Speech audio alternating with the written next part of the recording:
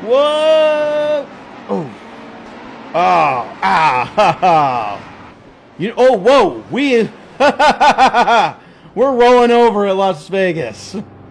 So not a lot of people on this side of my life in the internet know this, but every Sunday, 2 hours before every NASCAR Cup Series race, I am racing in a virtual race live on TikTok. So if it's 2 hours before a Cup Series race, come check me out on the TikTok channel Brandon Drives. All this to say, I am a big motorsports fan, and F1 was at the top of my most anticipated movies list this year. Let's get into it. Welcome back to Movie Health Community, the internet's #1 source of health warnings at the movies.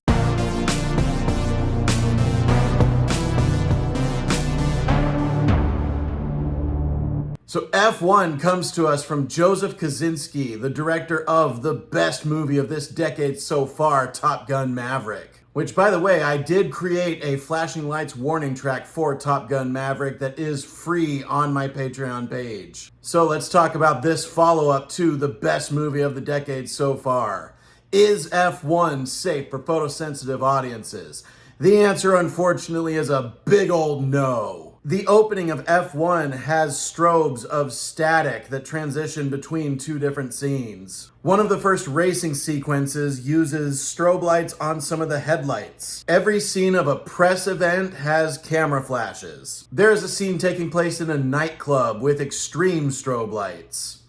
Fortunately, you can get by just listening to what happens during that scene, and it's not very long. Finally, at the end of this movie, there are fireworks. Not all of them create intense strobe effects, but some of them do. So for flashing lights, we are going to have to give F1 an 8 out of 10. In terms of camera motion, there's a lot of action at high speeds.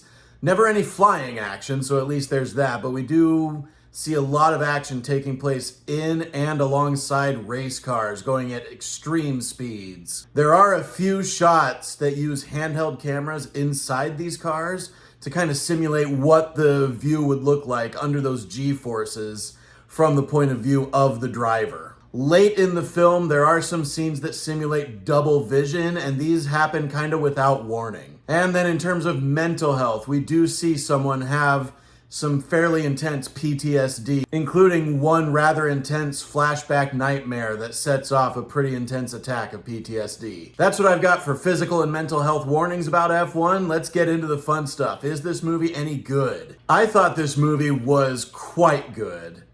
I'm not going to say it was the best. I'm probably not going to have it as my favorite movie of the year, but that's probably because I had very high expectations about this movie, being a motorsport movie directed by, I don't know if I've mentioned this, the director of the best movie of this decade so far. But what we got is excellent. We got a gripping story about an up-and-comer teaming up with someone who's being perceived as washed up. Is that formulaic? Yeah, a little bit. But as Indiana Jones and the Last Crusade proves, formulaic does not necessarily mean bad. The racing scenes are likely to be what you all come to this movie to see.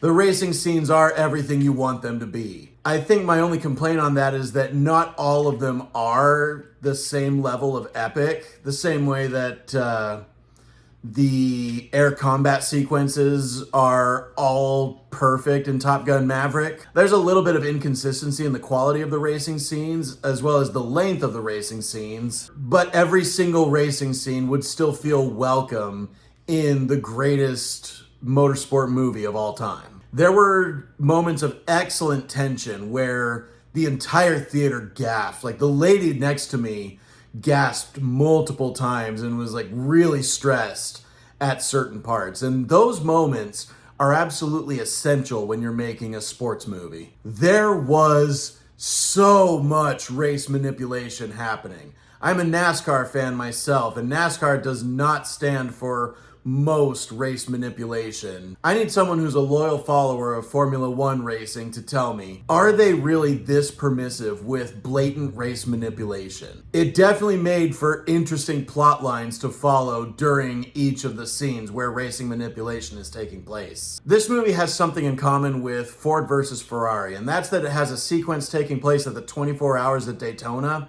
Unlike Ford versus Ferrari, I actually believed that this one took place at Daytona, having been to Daytona myself, and not so obviously being filmed at the former layout of Auto Club Speedway in Fontana, California. It seems to me that Brad Pitt really only has one type of character that he plays. Nothing about his character felt out of place. The newcomer who plays his teammate, though, I think his name is Damson Idris. He's a future leading man, and I'm excited to see more movies with him in them. If I were to give any advice on watching this movie, go see it as soon as you can so that you get a big audience, and see it on an IMAX or a Dolby screen, because this movie is meant to be experienced very, very loudly. There are some pacing issues with this movie. It feels like it slows down a couple of times, including during one or two of the racing sequences. But it is entertaining enough that I am looking forward to a rewatch. So I am going to give F1 an A-.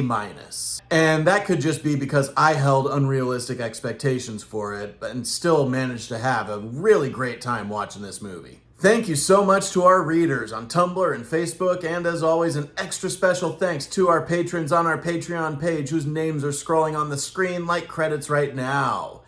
As a reminder, nothing produced by Movie Health Community is medical advice, nor has any of it ever been reviewed by any medical professionals. Be sure to leave a like on this video, hit that subscribe button, hit the bell icon if you want to be notified when we post new videos, and leave a comment if you have anything to add to this discourse, especially if you disagree with anything I've said. We love hearing from you. And as always, stay safe at the movies.